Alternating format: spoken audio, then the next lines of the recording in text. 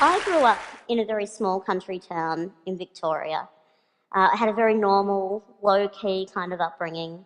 I went to school, I hung out with my friends, I fought with my younger sisters. It was all very normal. And when I was 15, a member of my local community approached my parents and wanted to nominate me for a Community Achievement Award. And my parents said, that's really nice, but there's kind of one glaring problem with that. She hasn't actually achieved anything. Yeah, but they were right. I wasn't doing anything that was out of the ordinary at all. I wasn't doing anything that could be considered an achievement if you took disability out of the equation. Years later, I was on my second teaching round in a Melbourne high school, and I was about 20 minutes into a Year 11 legal studies class when this boy put up his hand and said, "Hey, miss, when are you going to start doing your speech?" And that's when it dawned on me. This kid had only ever experienced disabled people as objects of inspiration. We are not, to this kid, for lots of us, disabled people are not our teachers or our doctors or our manicurists. We're not real people. We are there to inspire. And in fact, I'm sitting on this stage looking like I do in this wheelchair, and you are probably kind of expecting me to inspire you, right? I'm not here to inspire you. I'm here to tell you that we have been lied to about disability. Yeah, we've been sold the lie that disability is a bad thing. It's not a bad thing, and it doesn't make you exceptional. And in the past few years, we've been able to propagate this lie even further via social media. You might have seen a child running on carbon fibre prosthetic legs.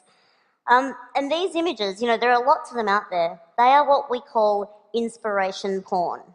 The purpose of these images is to inspire you, to motivate you, so that we can look at them and think, well, however bad my life is, it could be worse. I could be that person. But what if you are that person? And it is objectifying. These images objectify disabled people for the benefit of non-disabled people. They are there so that you can look at them and think that things aren't so bad for you, to put your worries into perspective. And life as a disabled person is actually somewhat difficult. We do overcome some things, but the things that we're overcoming are not the things that you think they are. They are not things to do with our bodies. I use the term disabled people quite deliberately because I subscribe to what's called the social model of disability, which tells us that we are more disabled by our bodies, the society that we live in rather, than by our bodies and our diagnoses. And that's the thing about those kids in those pictures as well.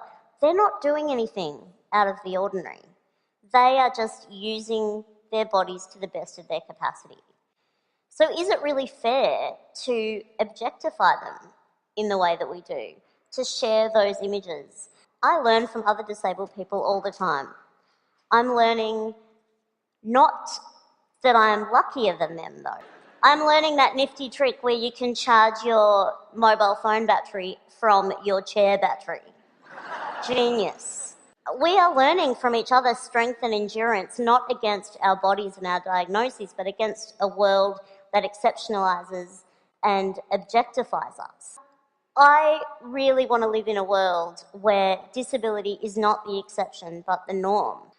I want to live in a world where we value genuine achievement for disabled people. And I want to live in a world where a kid in Year 11 in a Melbourne high school is not one bit surprised that his new teacher is a wheelchair user. Disability doesn't make you exceptional, but questioning what you think you know about it does. Thank you.